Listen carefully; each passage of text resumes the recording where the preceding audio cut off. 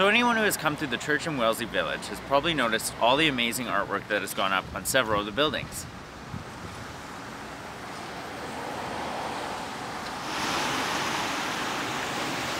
Curators Syrus, Ware, and James Fowler let me in on the project and its purpose for WorldPride.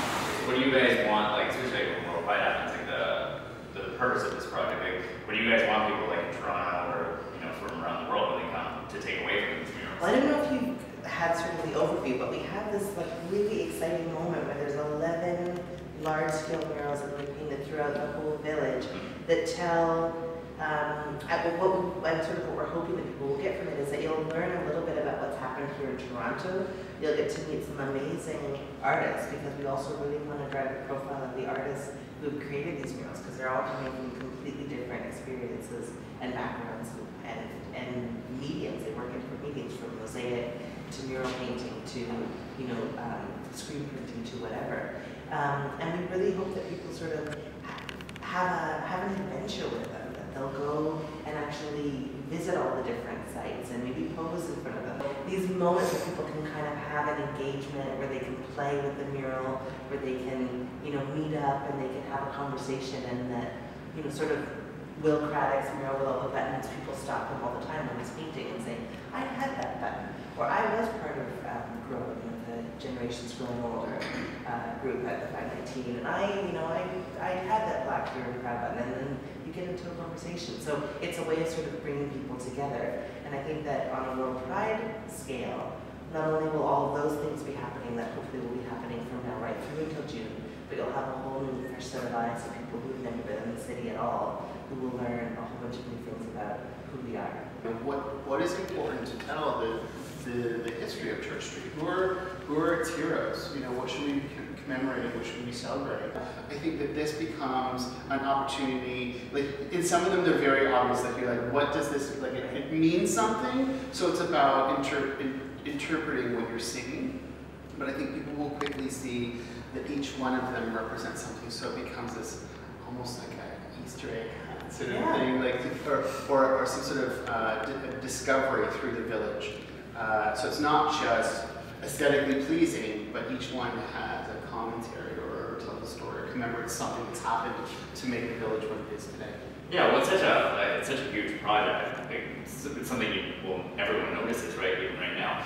As curators, you want to make sure that the pieces are in conversation with each other.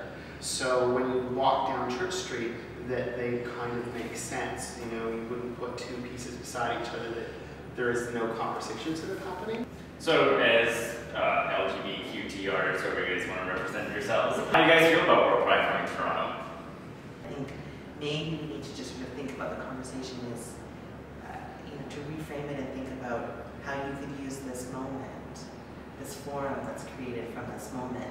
Even if you're sort of talking about the things that aren't working here, how do you use this moment to do that? And I think that when you look at the sort of significant things that have happened around the world, whether they're Olympics or the G20 or WorldPride, these moments where the world is looking at this one moment and this one place, that is an opportunity to have a larger conversation that we don't always get.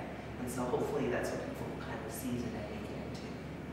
Yeah, I was just to say, like, must be so proud to be, as an artist and as a trans person, to take this opportunity to, have a voice, right? Yeah, I think that,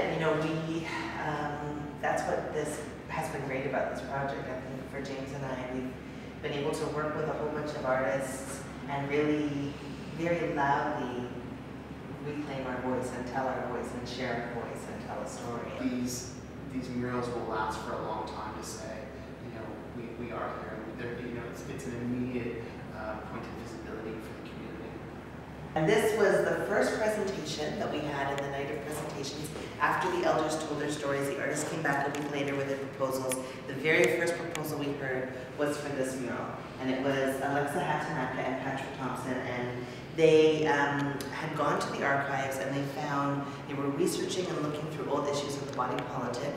And they found this one issue from 1970 or 1971 where down the strip, like if you had the pages open, down the strip side of the right side facing page, there was an ad that someone had taken out that said, happy anniversary, happy birthday. Happy 10th anniversary. Happy 10th anniversaries, Dave, Love, Joe. Joe.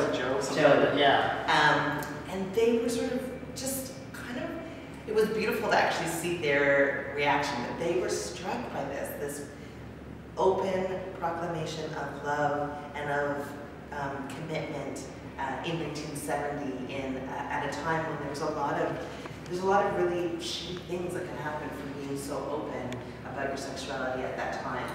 Yeah, it's such a, as I was saying, that's such a great example of like younger generations learning that story and having respect for the bravery that older generations did.